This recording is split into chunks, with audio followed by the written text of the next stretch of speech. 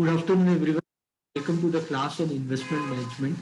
And so we are discussing the concepts of difference between the capital asset pricing model and arbitrage pricing model. So when we talk about capital asset pricing model, in the case of capital asset pricing model, we put all the risk what we have on an investment on a single factor, which is called beta. Beta is a factor which measures the sensitiveness of the movement of stock with respect to the movement in market. Beta is a factor which measures the market risk or systematic risk on the stock. Similar to that, we have arbitrage pricing model, where when we talk about arbitrage pricing model, we discuss multi-factor risk model, where instead of talking all the risk into one factor, we categorize risk into different terminologies. So those were called beta coefficients, depending upon altogether all the factors which are impacting the return on an underlying asset, that help us to understand what would be the expected return on a given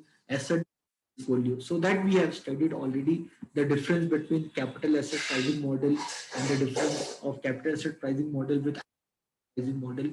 We have discussed them already, and we have discussed that basically whenever we study capital asset pricing model, if I plot the graph between the return on the stock with the covariance between the stock and the market, then I'll get a graph like this, where this is the RF, risk-free rate of return, and the line what you get, the slope of this line what you get, that is basically the slope of SML, that is called security market line. We call this as SML, security market line. So this basically help us to understand the return what we can generate on a single asset, where the asset is the part of a well diversified portfolio. That is what we studied. And as per this basic understanding, we understood the formula that the return on a security is equal to RF. RF means risk-free rate of return plus beta into RM minus RF. So this was the formula what we studied. So this was the formula what we studied, that the expected return in stock is equal to RF plus beta into RM minus RF, and uh, any stock whose value lies above the SML, those are called undervalued stock. So any stock which have SML above this, those are called undervalued stock, and any stock which have these values where the return of any values, they lie below SML, they are overvalued stock. So many people get confused between the two terms. What is the difference between value and the price? So the value and the price is very big. What you say analogy, which we discuss in fundamental analysis. So is price is equal to value, or price and value are two different parameters? So that analogy is little bit difficult to establish when we try to understand and stock, and there we are trying to understand the difference, where we are discussing the parameters of price and value altogether. Anyway, so forget that part. As per the efficient market hypothesis proposed by Eugene Thema, all fairly valued stock they lies on the S&P. So as per the efficient market hypothesis, we can never generate the return more than the market. But in reality, there are a lot of fundamental analysts and technical analysts, they do all possible hard work to beat the market. So here in this question, you can see, assume that you are a portfolio manager based on the following details determine the securities that are overpriced. So either you see the word called overpriced, either you see a word called overvalued. For many people, both mean same thing, but if you go into details of that, value something which is more than the price. When we talk about price can be because of demand and supply. Price basically talks about the restrictive relation between demand and supply. But when we talk about value something where along with the tangible aspect, untangible aspects also involved, and then when we look into the value, we try to talk about the historical performance plus the present performance plus the future performance, and with sum total of all that, which that is basically called the value of the stock. So So here, if we have to determine like which stocks are overpriced, which are underpriced, so what we'll do, we'll simply will determine the CAPM return of all these stocks, and if the the stock actual return of the stock is more than the CAPM return, then they are overvalued or overpriced. Sorry, then they are undervalued or underpriced. While if the actual return is less than the CAPM return, then they are overpriced. So that is what we need to do. So if the same question came in 2018 also, the same question came in July 2018 also, you can see this question. Question number C, you can see. This is also came for 8 marks. So the same, this question already I have discussed in my previous session. So the following information is available with respect to the market. Here, 5 securities were given. The expected return in beta was given. The treasury bill return and beta nifty return in beta was given.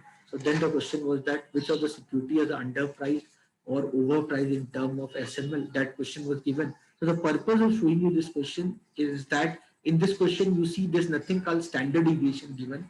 But if you see this question, but if you see this question, so in this question you can see standard deviation is also given. So this question number C, you can see the standard deviation is given. So according to me, there's no relevance of standard deviation to determine the overpriced and underpriced stock with respect to SML. Okay, so so that is my perspective of solving this problem. So let's solve this question without spending much time.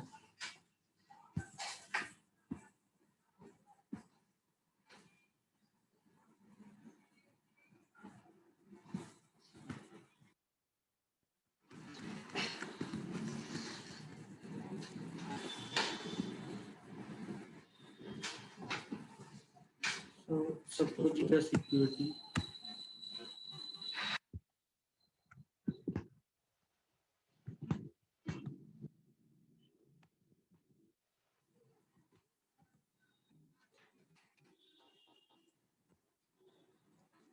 So why this T bill is given? T bill is nothing but T bill means treasury bill. So treasury bills are issued by government of India. So the purpose of giving T bill is to show you that they are talking about the risk-free return. And Nifty is basically the market data, market return. So actual return, actual return. And this is the beta.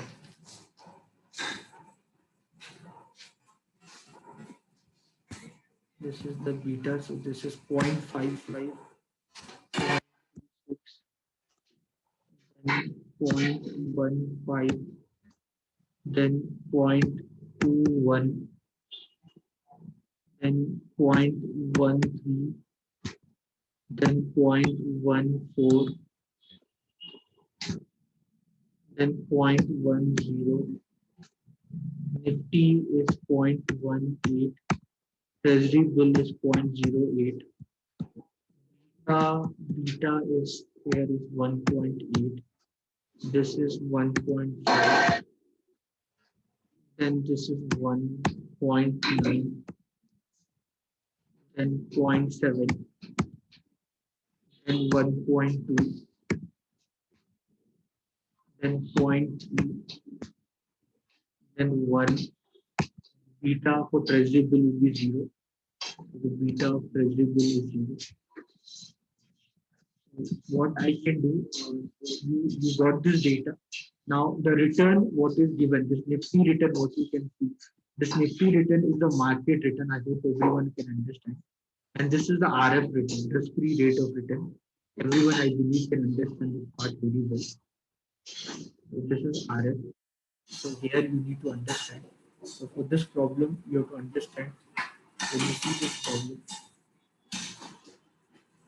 So when you see this problem, so for this problem, the value of RF, the RF is 8%, okay, and the RM market return, that is 18%, that is 0.18.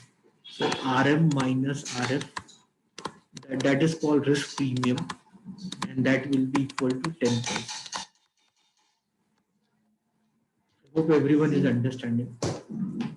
Now, what is the formula of CAPM model? So the CAPM model formula, what is the formula of CAPM model? So the CAPM model formula is the return on the security is equal to RF plus beta into RM minus RF. This is the formula. So this is the formula. So RM minus RF, already I told you that is equal to 10%. Okay, so beta is already given, RF is already given 8%. I'll find the CAPM return. I'll find the CAPM return. So I'll find the CAPM return. So the CAPM return, that will be equal to 8%, 0.08% plus beta. Beta is 1.8. Beta is 1.8 into 1.8 into RM minus RF. RM minus RF already I determined, that is 10% or 0.1.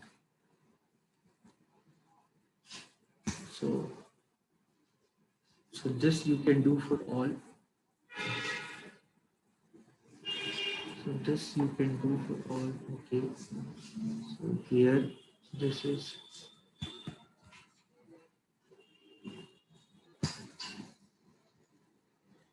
the rest, everything is same. RF is same for all stock. RM minus RF is also same for all stock. Only thing with difference here is a beta. So you get the CAPM return. So always remember that if the return is more than the CAPM return, then you are able to beat the market. So undervalued stock are those stock which can able to beat the market.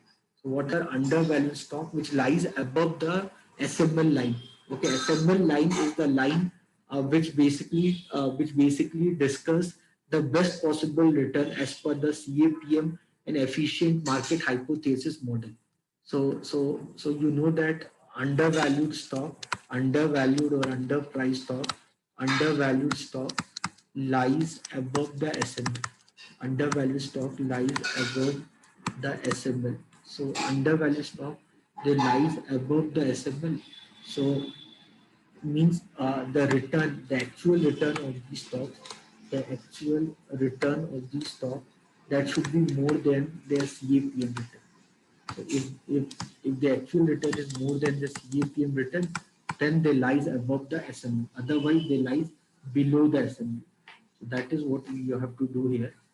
So that is what you have to do. So you just need to compare the difference between the difference between actual return minus CAPM return is called Jensen alpha. So the difference between actual return minus CAPM return, this is called as Jensen alpha. What do you call this? We call this as Jensen alpha. So this we call this as the Jensen alpha. This we called as the Jensen alpha. This we called a Jensen alpha, remember, or alpha. Many people will say simply as alpha. So if your actual return is more than your CAPM return, so we call this as the alpha. So here, so if you want to find the value of alpha, if your alpha is positive, means it is an undervalued stock. If your alpha is negative, means overvalued stock. So you simply find the difference between actual return minus CAPM return.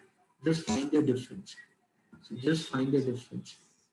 So wherever you're getting positive alpha, if your alpha is positive, then it is an undervalued stock. So to determine this is overvalued or undervalued stock, to determine it is overvalued or undervalued stock.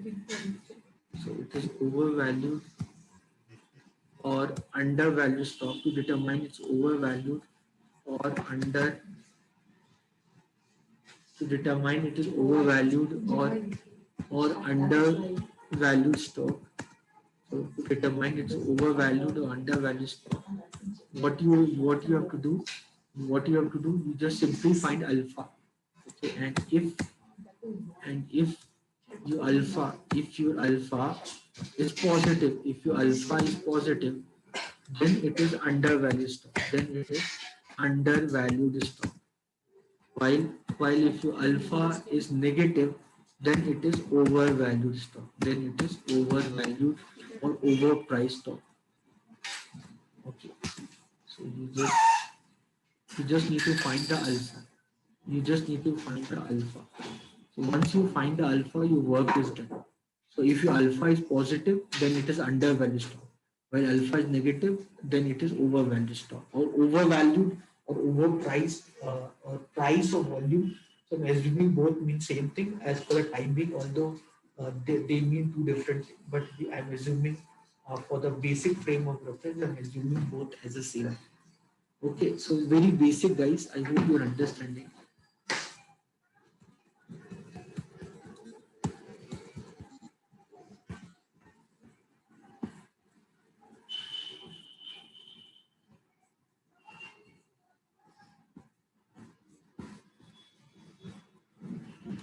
So to determine overvalued, undervalued is very easy to work.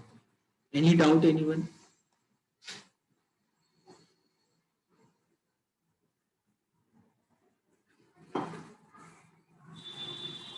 Anyone, any doubt? So like this, there was one more question was there which came in exam. So I have discussed alpha. So basically, whenever we discuss about mutual funds and all, so mutual fund is all about doing passive strategy of trading. So you can see this question number 7. What is meant by passive portfolio management strategy? So whenever you want to manage your portfolio, you know that you have to create a portfolio. You cannot put all your money on a single stock, because if you put all your money on a single stock, then altogether you are taking a lot of risk in your investment strategy. And at the same time, when we talk about how we can minimize the risk, because no one want to play that game taking so much risk, because again it differs from investors to investors. Some investors are risk averse investors, some investors are risk taker investor. So it depends from what kind of investors actually we are. But in finance, we believe that the investors who trade in the market, they are a risk averse investor. As a risk averse investor, we always want to maximize our return with a minimum possible amount of risk what we take. So either we talk about active portfolio management strategy, or either we talk about passive portfolio management strategy. The purpose here is to minimize the risk and to get the maximum return. So that is the trade-off of every investor. So whichever investor we talk about, we believe that the investors are risk averse. We believe investors are risk averse. So because your investors are risk averse, so they want to maximize their return with the minimum possible risk. So the trade-off between the return and risk. So the trade-off between the return and risk, whenever we talk about, we want this trade-off between return and risk to be maximum. We want this trade-off to be maximum. For every investor, the trade-off, we want this trade-off to be maximum. So it depends like how much we are aware about the market. Many people they learn fundamental analysis, they learn technical analysis, and then they look into the stock market for trading purpose, for investment purpose. Those who put money in the stock market for long-term origin, we consider them that they are considering stock market as an investment tool. But many investors, they look stock market and they every day they buy and sell stocks. So thereby they are someone who are involving in day-to-day trading activities or intraday trading activities. So when you involve in intraday trading activities, then you are someone who is someone doing some kind of gambling or speculation on the market by buying and selling different stocks. So they are relying not much on fundamentals and relying more on technicals, not understanding the price and volume. That would be the strategy what an investor look for. But there are many investors, there are many individuals who are not so much aware about what is happening in the market. So because they are not so much aware about what is happening in the market, then those investors or individuals, instead of directly investing their time in the stock market, they go for passive strategy. They go for passive strategy of investment in the stock market. And when they go for passive management strategy, then the best source to do investment are basically mutual funds. So whenever we talk about mutual funds, when we are discussing mutual funds for the investment purpose, then mutual funds are basically organized by a asset management company, where this asset management company hires a specialized person who have lot of knowledge about the market, who understand the logic of how the market works, and that person we called as a fund manager. And that fund manager, based upon a certain ideology, creates a portfolio, and which is being shown to the normal individuals, either offline or online, where if he or she is interested, then possibly you can put your money in each units of the mutual fund. And there the price of one unit of mutual fund is called as NAV, net asset value. And this strategy of investment in the mutual fund is basically called as a passive management strategy, where when we invest our funds in mutual fund, we can either do lump sum trading, or we can do SIP, systematic investment plan, or we do STP, systematic transfer plan, of involving or investing our funds in the mutual funds. And thereby, depending upon what is the current value of one NEV, based upon that we get the units of the mutual funds. And ultimately, whenever we sell the mutual funds to whatever would be the NAV at that time, that with respect to the NAV at which we bought, that will ultimately help us to determine our profit and loss. So whenever we look uh, for mutual funds, for our investment strategy, then possibly under the mutual funds, when we talk about, then this form of investing in money in our mutual funds, this is basically called as that is basically called as a passive management strategy of investing, where there's a fund manager uh, who manage our portfolio. Okay, and that is how mutual funds works. What is the difference between mutual funds and hedge funds? Already I have discussed in my previous videos.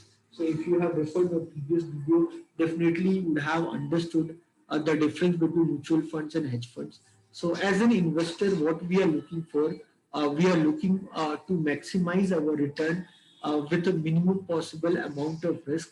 So whenever we talk about the trade-off between risk and return, here whenever we talk about the trade-off between risk and return, here the very powerful tool which help us to do this trade-off is called a Sharpe ratio, one of the very beautiful tool, that is basically called as a return on stock or portfolio minus the risk-free rate of return divided by standard deviation of stock or portfolio. This is called Sharpe ratio. So when we talk about Sharpe ratio, in case of Sharpe ratio, we focus on the unsystematic risk of our investment. While when we talk about trainer ratio, when we talk about trainer ratio, in trainer ratio we talk about when we talk about the trainer ratio, I'll talk about the return of portfolio minus risk-free rate of return divided by the beta of the portfolio or beta of stock. So here we focus on systematic investment, systematic risk of investment. So instead of focusing on unsystematic risk, in the case of trainer ratio, we try to focus on systematic, because you know that any movement of time, the risk on your investment can be some total of systematic risk plus it can be unsystematic risk. While the next parameter what we need to study is called as Jensen alpha. So Jensen alpha is basically nothing but it is the return on your portfolio. It is basically the return on your portfolio minus your CAPM return. So that is called as Jensen alpha or alpha. So these parameters already we have done. I think every year you get this question. So either you see 2018 or 19 or 2020, you always get this question. Sharp ratio, trainer ratio, Jensen alpha.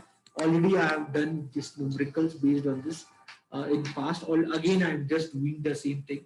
I hope that this would be kind of revision for all of you for your exam purpose. So you can see this question.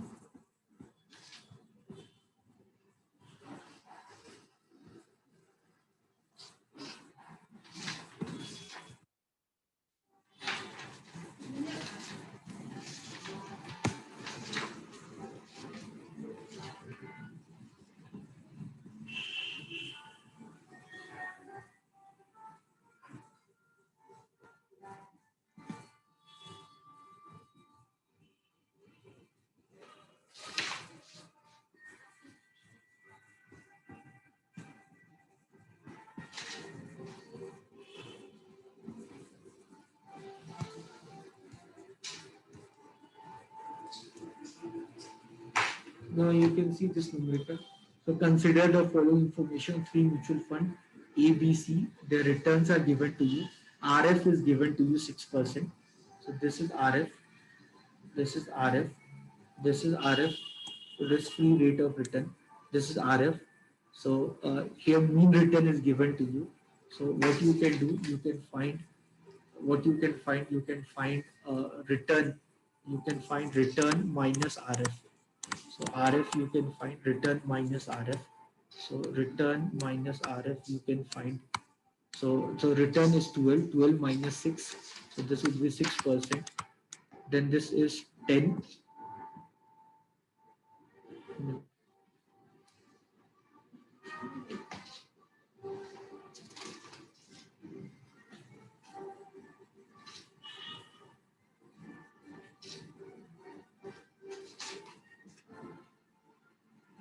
So this is then 10 minus 6. This would be 4%.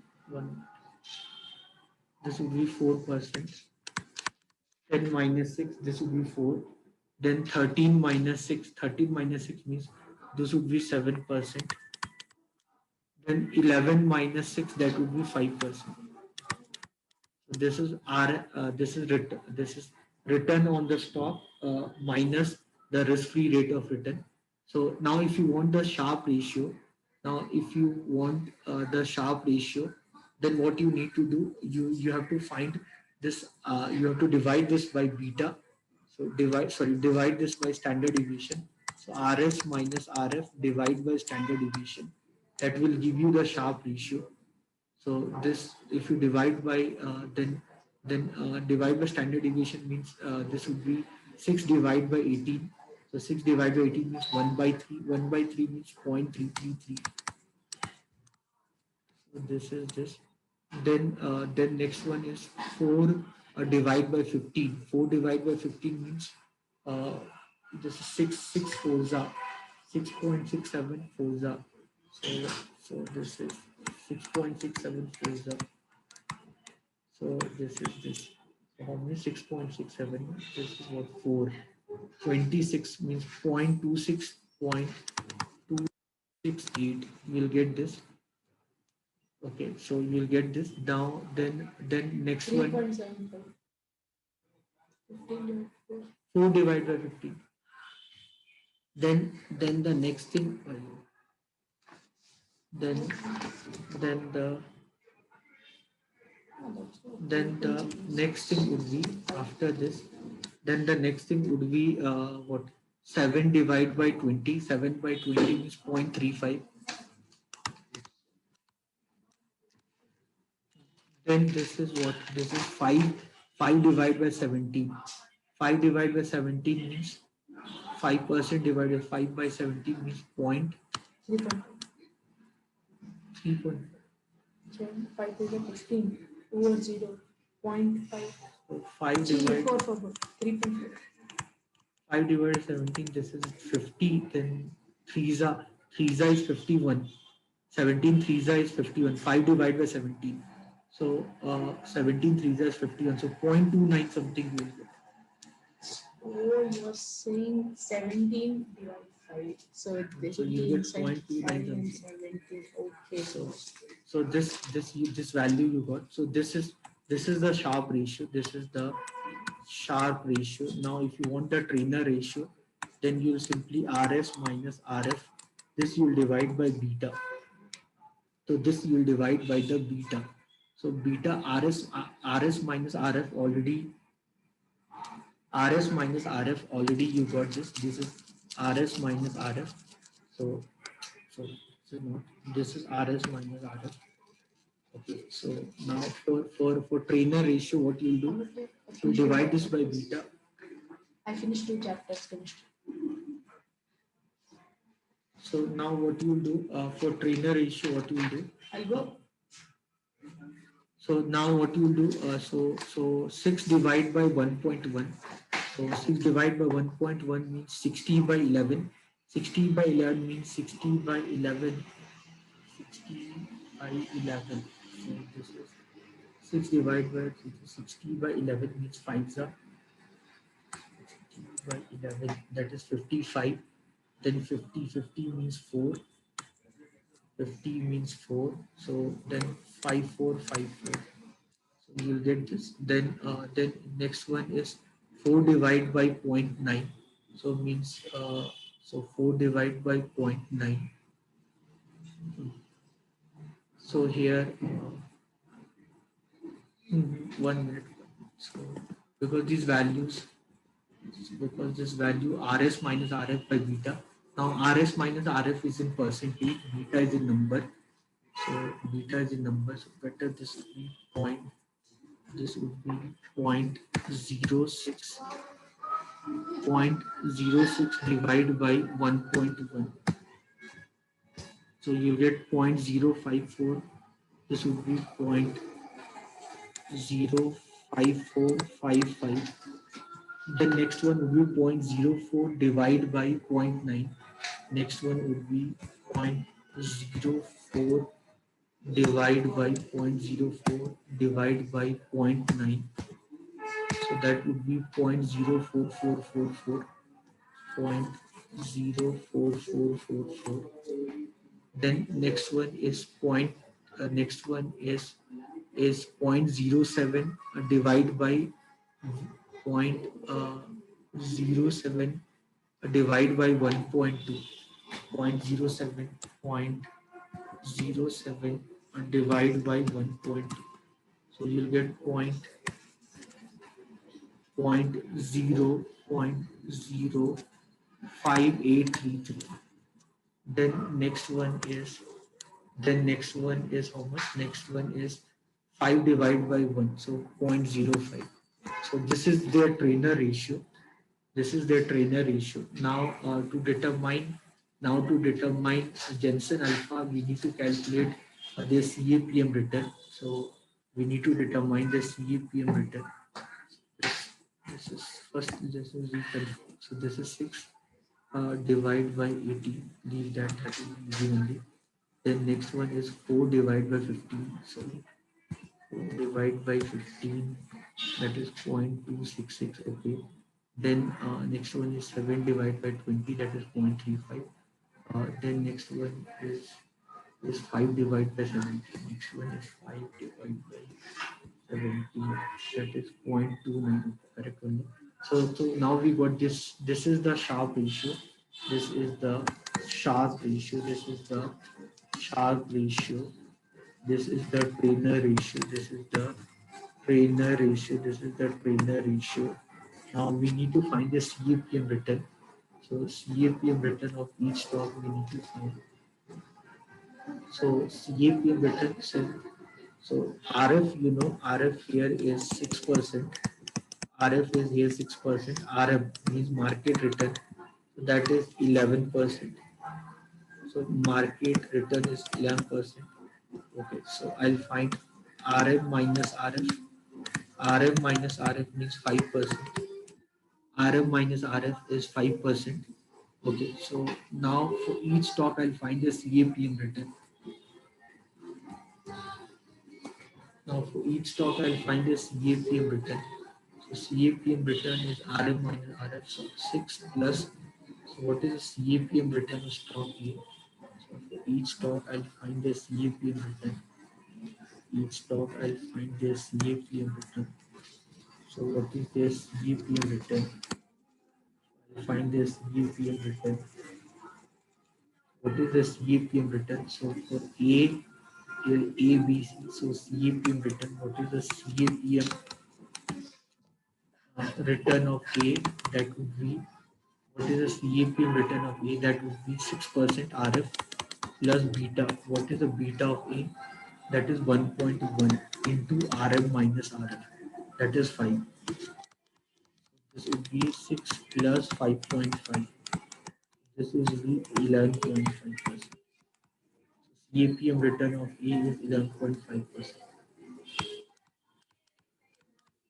Okay, now I'll find the CAPM return of B. So CAPM return of B, that will be 6 plus beta. What is the beta? Beta is 0.9. Beta is 0.9 into RM minus RM. This is 6 plus 4.5. So this is 10.5%. Second one, CAPM return is 10.5%. Second one, this is 10.5%. And then for third one, CAPM return of third one, what is the beta? 1.2. So CAPM return of C 6 plus point 1.2. Beta is 1.2. 1.2 into 5. So this would be 6 plus 12 5 is 60. This would be 12%. This is 12%. This is 12%.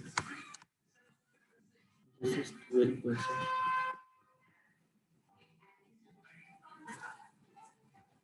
So this is 12%. Okay, market will remain the same. CAPM return. So that would be market beta is 1. So that would be what market return was 11 only. Now what is the alpha? So if I ask you what is the value of alpha, so the value of alpha would be 12 mean return minus CPM return. 12 minus 11.5, you will get 0.5. Then for next one, this is 10. 10 minus 10.5, so minus 0.5. So this is okay. The third one is 13. 13 minus 12, that is 1%. So all those who have positive alpha, they are undervalued. And next one, alpha would be 0 only, because fourth one is market only. So everyone understood that. So these are, so for this you will get 8 marks. Very simple calculation. Now my passport will be like this. So this is the question. Consider the following information on 3 mutual funds, ABC and the market index. So the mean return is 6%. Calculate the trainer measure, Sharp measure, and Jensen measure for the 3 mutual funds in the market return. So this is what I did for this problem. Anyone any doubt? Anyone any doubt? Any question you want to ask? Simple Sharp ratio formula is excess return minus standard deviation. That is the formula of Sharp ratio. Trainer ratio formula is excess return minus beta. That is the trainer ratio. Jensen alpha means return of the particular security or portfolio minus the CAPM. Clear everyone? Anyone have any doubt? Any doubt anyone?